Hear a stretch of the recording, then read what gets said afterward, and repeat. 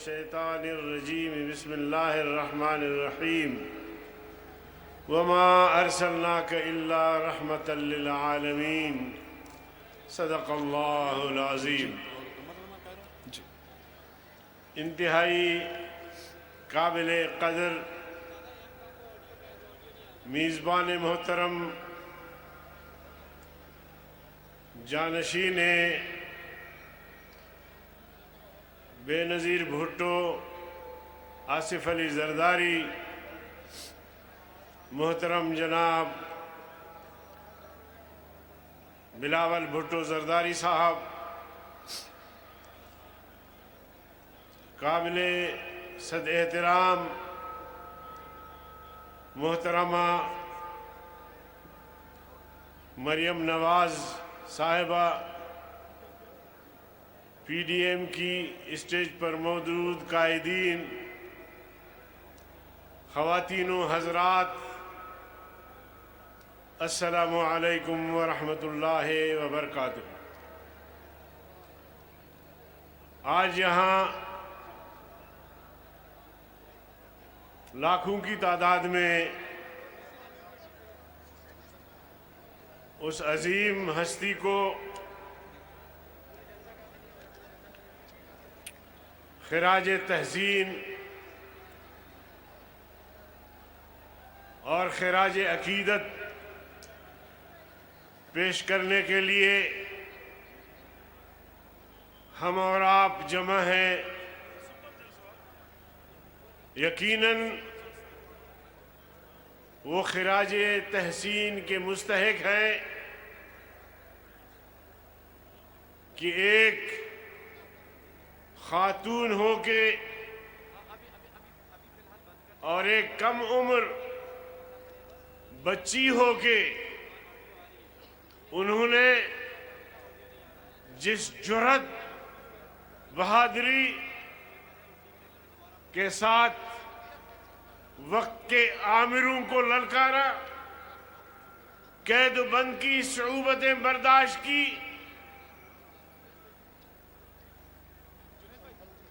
وہ یقیناً خراج تحسین کے مستحق ہیں۔ وہ آہنی اعصاب، فولادی اعصاب کے خاتون تھی۔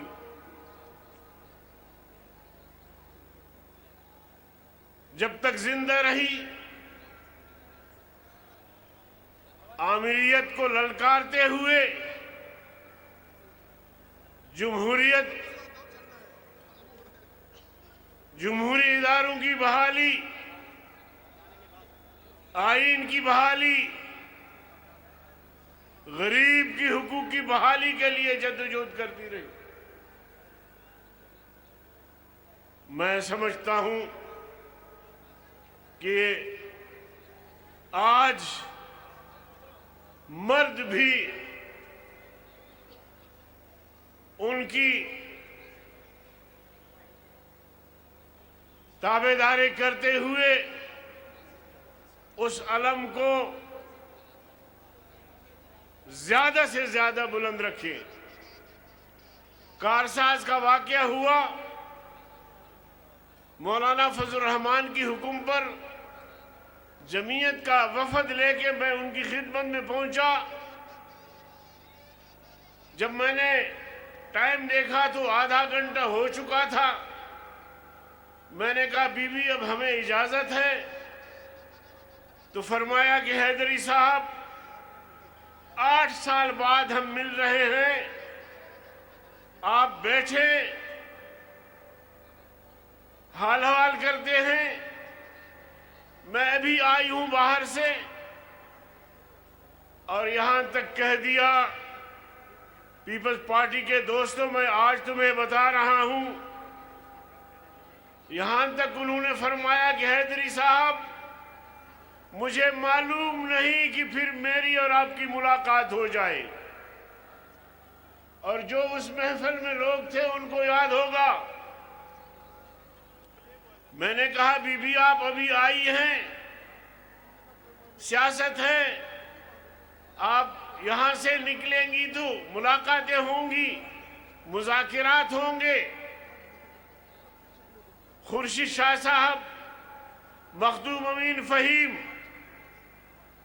مولانا فضل الرحمان صاحب کے پاس تشریف لائے کہ کوئی ایسا ماحول بنے کہ محترمہ کی اور مولانا فضل الرحمان صاحب کی ملاقات ہو۔ جب وہ جا رہے تھے تو مجھے انہوں نے کہا کہ آپ اس میں کردار ادا کریں۔ میں نے کہا یس، میں کروں گا انشاءاللہ، لیکن آپ یقین جانیے کہ وہی ہماری شاید آخری ملاقات تھی کارساز والی، دوسری ہماری ملاقات نہیں ہو سکی۔ اس کو پتا تھا کہ جن قوتوں نے ان کو شہید کرنے کا فیصلہ کیا ہے، شاید وہ اپنی اس شیطانی عمل میں کامیاب ہو جائیں، اس لیے وہ اپنے ساتھیوں سے اس طرح کی باتیں کرتی تھی، اور اس کے چہرے پر کوئی ایسے گھبراہٹ کے، خوف کے آثار نہیں تھے۔ تو وہ ایک فولادی اعصاب کی خاتون تھی، اللہ ان کو غریق رحمت فرمائے۔ میں تو ان کے لیے ایک شعر پیش کرتا ہوں۔ کٹا کر سر شاہ کربلا نے یہ بتایا،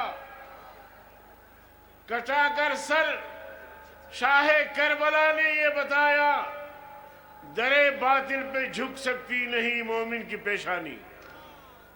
وہ اس شعر کا مصداق بنی اور اس دنیا سے بہادری کے ساتھ، جرأت کے ساتھ، اپنے کارکنوں کے ساتھ ہوتے ہوئے جام شہادت نوش کی۔ خواتین و حضرات، میرے قائدین، آج جن بزدل حکمرانوں سے ہمارا واسطہ پڑا ہے، کاش وہ حکمران ہوتے، کاش وہ خود منتخب ہوتے، کاش وہ کسی کے بیساکھیوں پر کھڑے نہ ہوتے۔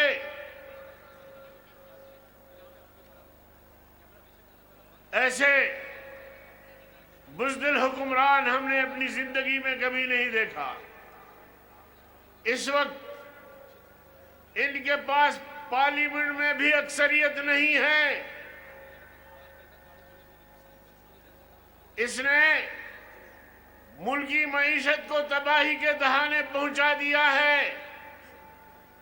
ان کی پالیسیوں سے غریب کی چیخیں نکل گئی ہیں۔ ان کی پالیسیوں سے انویسٹر یہاں سے بھاگ رہے ہیں، صنعت کار بھاگ رہے ہیں۔ ان کی پالیسیوں کے نتیجے میں ملک کھوکھلا ہو گیا ہے۔ جمہوریت کی بات کرتے ہیں، شرماتے بھی نہیں ہیں کہ مسلسل دن رات درجنوں کے حساب سے ان کے وزراء اپوزیشن کی کردار کشی پہ لگے ہوئے ہیں۔ اس سے اگر کام نہیں بنتا تو نیب کو متحرک کرتے ہیں۔ نیب کے کالے قوانین ہم نے روز اول سے تسلیم نہیں کیا۔ آج بھی میں ان کالے قوانین کو جو سیاستدانوں کی پگڑیاں اچھالنے کے لیے استعمال کیے جا رہے ہیں، انتقام لیا جا رہا ہے، میں ان کالے قوانین کو جوتے کی نوک پہ رکھتا ہوں۔ کہتے ہیں جی، آپ کہتے ہیں کہ نیب کے اگر ہمیں نوٹس آئے تو ہم نیب کے دفتر کا چکر نہیں لگائیں گے، وزیر اعظم کے دفتر کا چکر نہیں لگائیں گے، ہم ڈائریکٹ جی ایچ کیو کے دفتر کا چکر لگائیں گے۔ یہ سخت بات ہے، بالکل سخت بات ہے، ایسا ہونا نہیں چاہیے، مگر آپ نے ہماری زندگی تنگ کر دی، آپ نے ہماری عزت اور ناموس کو مٹی میں ملا دیا ہے، آپ نے ہمارا جینا دوبھر کر دیا ہے۔ پھر اس جینے سے بہتر ہے کہ ہم مر جائیں۔ شاعر کہتا ہے دیکھتے دیکھتے عزتیں لٹ گئی، بچیوں کو تم نے ڈی چوک پہ نچوایا، آبرو ریزی ہوئی، بدنامی ہوئی، دیکھتے دیکھتے عزتیں لٹ گئیں، عظمتیں مٹ گئیں، عصمتیں بک گئیں۔ جنرل صاحب ایسے جینے سے بہتر ہے مر جائیں ہم، ایسا جینا تو ہم کو گوارا نہیں۔ تو میرے محترم بھائیوں اور بہنوں، آج ہم لاڑکانے میں یہ عہد کرنے آئے ہیں کہ ہم اس کٹ پتلی حکومت کو، اس شو پیس کو